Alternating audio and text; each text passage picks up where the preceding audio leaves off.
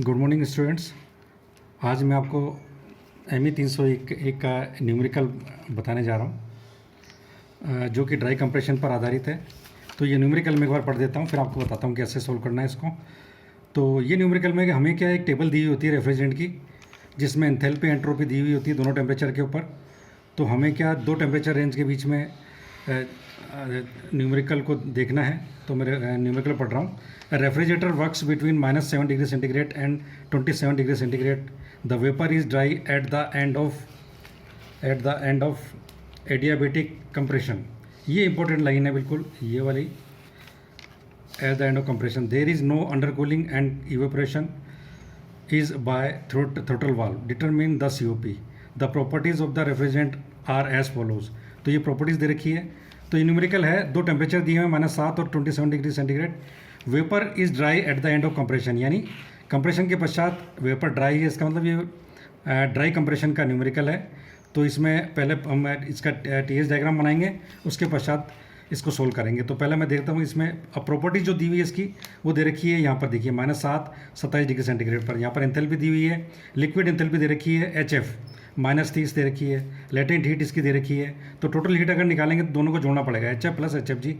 इसी तरह एंट्रोपी कैसे दी हुई है हमारे को, लिक्विड की दे रखी है और वेपर की दी हुई है एंट्रोपी। ये SF है और ये SG है। तो SG मतलब वेपर की एंट्रोपी है ये।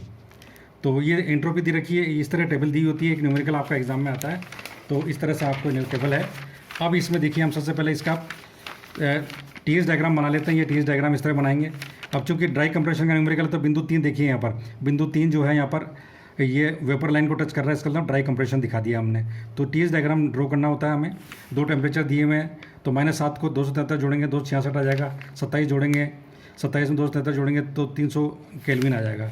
अब यहाँ पर देखिए ये जो डायग्राम बनाया मैंने, इसमें 1-2 इवेपोरेशन प्रोसेस है, 2-3 कंप्रेशन प्रोसेस है, 3-4 कंडेंसेशन है, 4 से 1 एक्सपांसन प्रोसेस है। तो ये प्रोसेस दिए हुए हैं 4 के 4। हम सबसे पहले सोल्यूशन में डायग्राम बना लेंगे। अब डायग्राम के बाद हम देखिए दिया क्या हमारे को, दिए हुए हमारे दो टेम्परेचर। तो ये दोनों टेम्परेचर देखिए आप, T3 और T4, ये दोनों टेम्परेचर कॉन्स्टेंट हैं।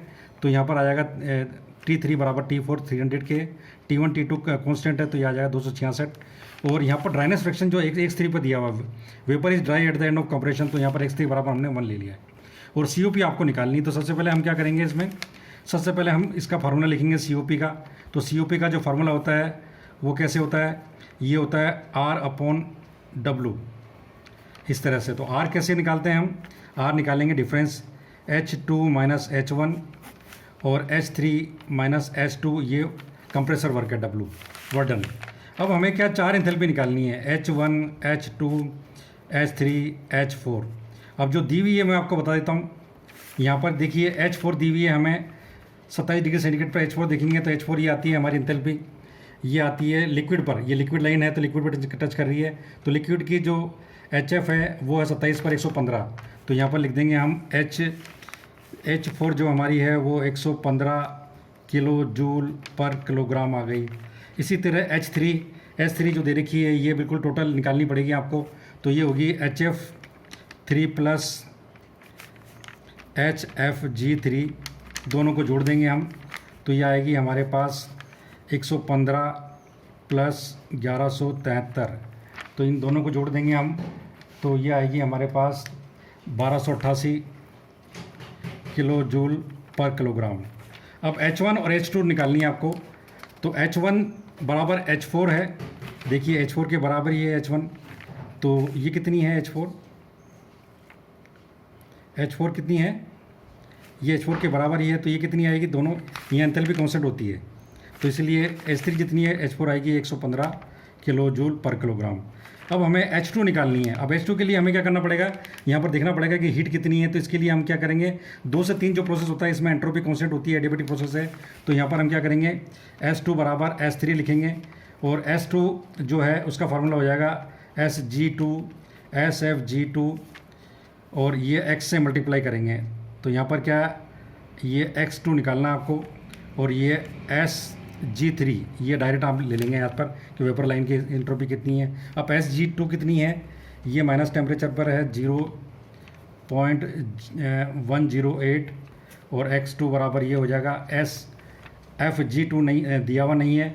तो यहाँ पर हम क्या करेंगे, SG2 दिया हुआ है हमें, तो ये है हमारे पास 4.75 और SG3 डायरेक्ट दिया हुआ है 4.33।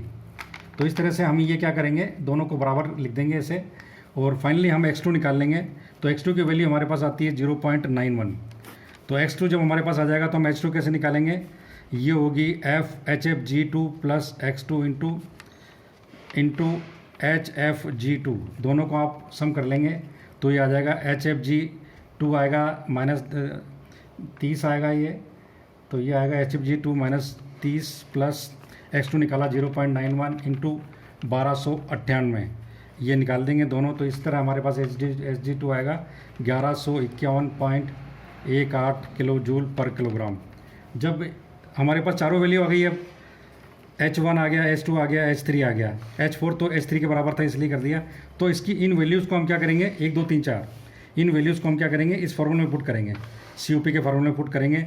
तो COP हमारी आ जाएगी 151.18 माइनस 115 डिवाइडेड बाय 1288 माइनस 1151.18, और जब इनको सोल्व करेंगे तो आपके पास आएगी COP 7.57। ये आपका आंसर है, 7.57 COP निकालनी है, ये आंसर हो जाएगा आपका। Thank you.